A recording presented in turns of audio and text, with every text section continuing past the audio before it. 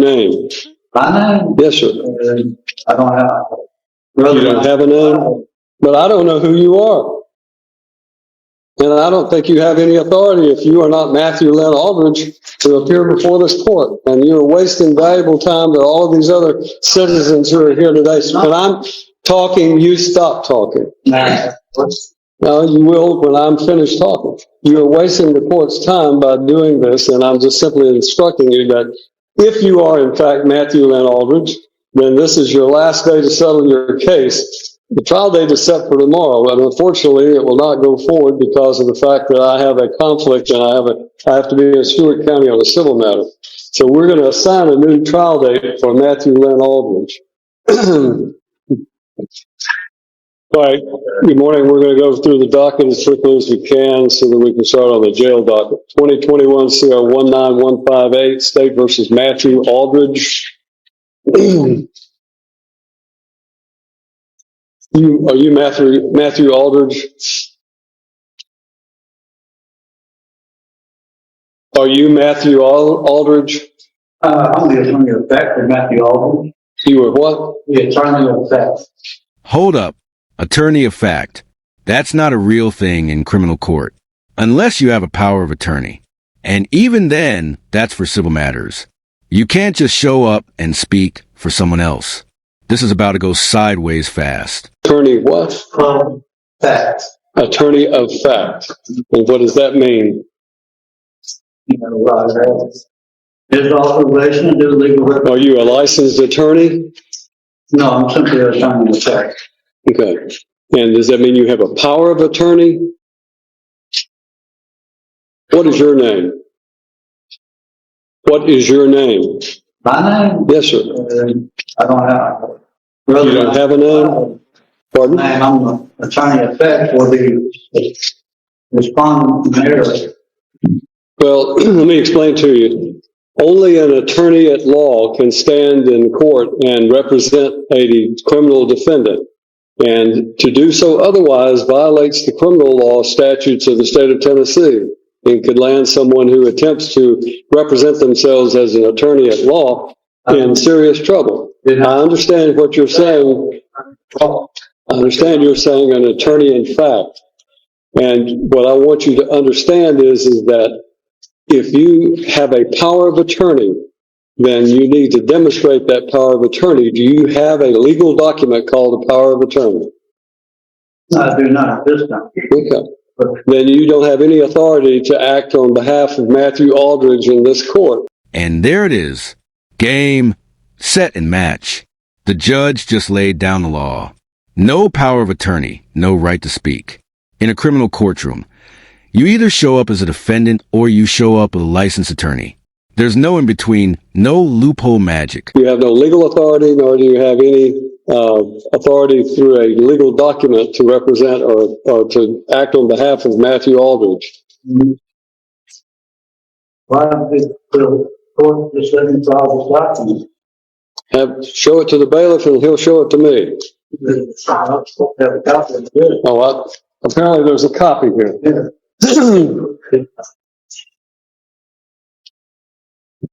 All right. This is in the state of Tennessee in Cheatham County and Chancery Court, which is filed in the wrong county because in the wrong court, because this is circuit court. You just be quiet. You go to the courthouse, it comes up. You need to listen to me instead of talking, okay? This is a challenge to the standing. The Supreme Court of the United States has stated that no corporation has standing anything to man. And there's a quotation for Rundle versus Delaware Raritan Canal Company. And then it said, as well as it being a maximum of law, citing certain Latin phrases, dissimilar things ought not to be joined by a definition of Black's Law Dictionary. So the respondent in error requires that the state of Tennessee Incorporated and Cheatham County Chancery Court prove their standing to proceed against a man in any court of law. You have 15 calendar days to prove your standing or forever yield to estoppel. This paper reads like it came straight off a sovereign citizen message board. Legal jargon, outdated case law, and demands that have zero weight in criminal court. Fun fact, quoting 1800 Canal Company cases doesn't actually stop your trial. Fraud and cease and desist this proceeding immediately. More time is available if requested.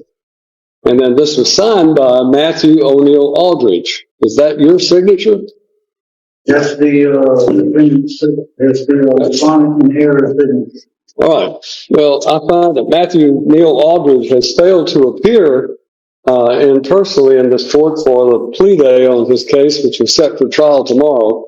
And as a result, you have no standing, sir, under what I know what you're trying to do is to try to use the sovereign citizen approach to this situation. And I'm simply telling you that you do not have the right to represent Matthew Neil Aldridge. If you are, in fact, Matthew Neil Aldridge, then you need to say so and stop this nonsense, because what you're attempting to do has no legal effect. You cannot challenge the criminal law or the jurisdiction of this court by simply filing some legal mumbo jumbo having to do with civil litigation.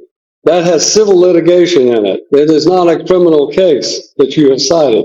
So it has no effect on this court regarding the criminal statutes of this court. This court is empowered under the Constitution of the United States of America and the Constitution of the state of Tennessee, and by the duly elected citizens of Cheatham County to empower and enforce the laws of the state. And now the hammer drops. The judge isn't just dismissing the filing. He's calling it legal mumbo jumbo. And here's why. Criminal law doesn't get invalidated just because you slap some Latin on a poorly formatted document. Mr. Aldridge is set for today to appear in court personally on what we call our last plea day before his trial date tomorrow. What? Is that an article pre-trial? To what? Will that be an article pre-trial? A trial by jury with jury? It would be a trial by jury, certainly it would be. But I don't know who you are. And I don't think you have any authority if you are not Matthew Lynn Aldridge to appear before this court. And you're wasting valuable time to all of these other citizens who are here today. So when I'm talking, you stop talking.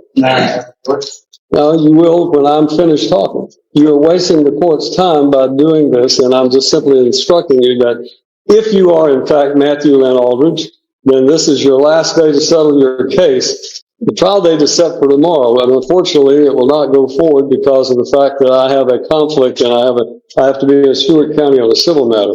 So we're going to assign a new trial date for Matthew Lynn Aldridge. Now, is there a possible the jury lunch? You put a notice up there for tonight. If they don't need you tomorrow, they need you on February the 6th.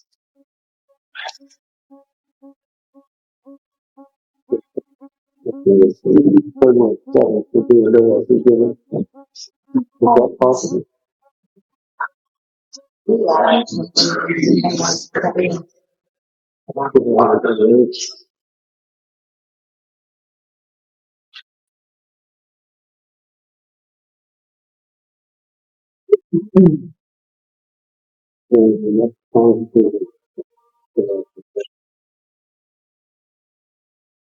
General, we're going to need to set a trial date in July term.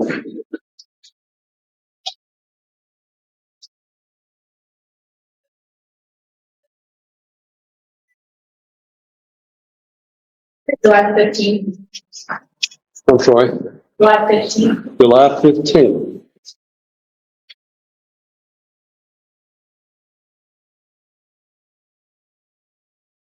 All right.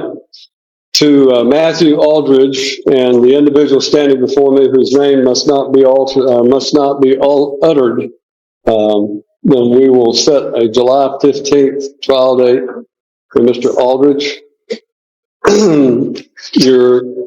Whatever this document is that you have filed is in fact invalid because it does not cite any valid criminal statute, and therefore I'm denying whatever that might be in the way of a motion.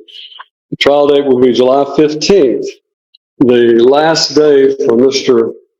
Aldridge to enter a plea or go to trial will be July the 8th. July the 8th. Now, we're going to give you a card. If you are, in fact, Matthew Aldridge and you're just playing games with the court regarding this nonsense that you filed, then you may get his card and you may go on about your business. If you are not Matthew Aldridge, then I would suggest to you, you relay to Mr. Aldridge that he must appear on July the 8th, or a bond revocation will take place, and his case will be will take place with him in jail, incarcerated on the 15th. And there it is. Final warning delivered. July 8th or it's jail time. No more games, no more fake titles. The court's done playing along, and the clock is officially ticking. So will he show up? We'll be watching. That's the judgment of the court. You need to take your piece of paper and go on about your business.